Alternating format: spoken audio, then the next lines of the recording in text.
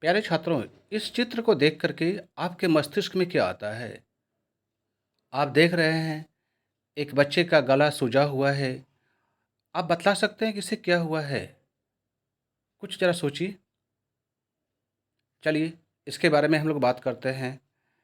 यह बच्चा जो आप देख रहे हैं, यह डिप्थीरिया से पीड़ित है। और डिप्थीरिया क्या होता है?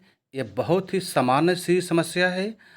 आप इसके बारे में थोड़ी-सी जानकारी प्राप्त कर लें और देखिए, आप या आपका कोई मित्र या आपके घर का कोई भी इससे यदि प्रभावित है, अर्थात डिप्थीरिया से प्रभावित है, तो वह बहुत ही जल्द ठीक हो जाएगा। बस थोड़ी-सी सामान्य ज्ञान की आपको आवश्यकता है। तो चलिए, थोड़ा-थोड़ा हम लोग इसके बारे में बात कर ही लेते हैं। डिप्थीरिया, पहले आप इसके स्पेलिंग भी याद कर लेंगे।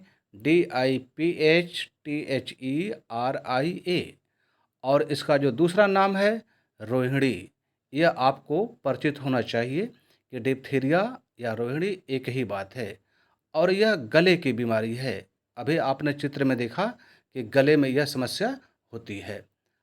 और एक सवाल आपसे और, आप डीपीटी का नाम तो ज़रूर सुने हैं। डीपीटी का पूरा नाम भी जानते होंगे। अगर आप भूल गए होंगे तो आपके लिए मैं बतला दे रहा हूँ। डी का मतलब होता है डिप्थीरिया, पी का मतलब होता है पेटोसिस और टी का मतलब होता है टेटनस। ये सभी रोगों का नाम आप भली-भांति जानते हैं। अगर आप जानते हैं तो आप जो है डिप्थीरिया, पेटोसिस या टेटनस किसी एक के स्पेलिंग हमको आप लिख कर के भेजें। और पेटोसिस के स्पेलिंग लिखते हुए ज़रा सावधान रखिएगा, क्योंकि यह अजीबो-गरीब स्पेलिंग होती है। चलिए आगे बात करते हैं। डिप्थीरिया के अंतर्गत आप देख रहे हैं कि हरे रंग से लिखा गया है, श्वसन तंत्र प्रभावित होता है। बहुत ही सामान्य सी बात है। प्रायः गले में होता है, चित्र में आपने देख ही लिया है। तो और ये स्वर यंत्र, नासिका, नेत्र, ये सब शरीर के अंग प्रभावित होते हैं। सभी लोग जो है अजीबो-गरीब हालात का अनुभव करते हैं।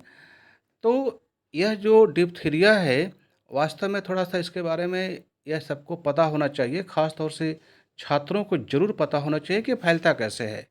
आप अपने क्लासरूम में कभी-कभी क्या करते हैं कि पेंसिल या कलम मुँह में ले लेते हैं, दूसरे की कलम भी मुँह में ले लेते हैं। इससे क्या होता है, डिप्थीरिया बहुत ही आसानी से फैलता रहता है।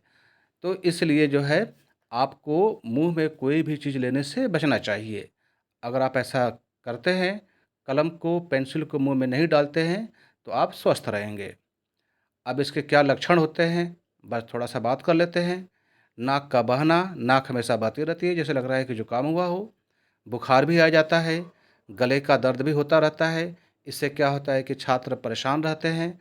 तो प्यारे छात्रों, अभी जो मैंने आपको डिप्थीरिया के बारे में बतलाया, इससे डरने की बिल्कुल आवश्यकता नहीं है।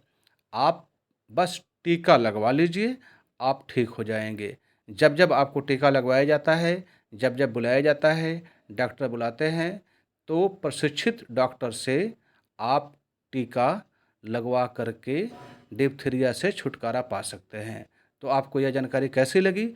आप हमको केवल एक लाइन लिख कर के बतलाएँ।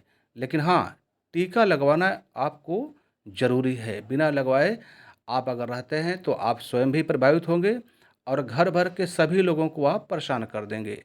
तो टीका लगवाएँ, स्वस्थ रहें और परिवार को भी स्वस्थ रखें। धन्यवाद।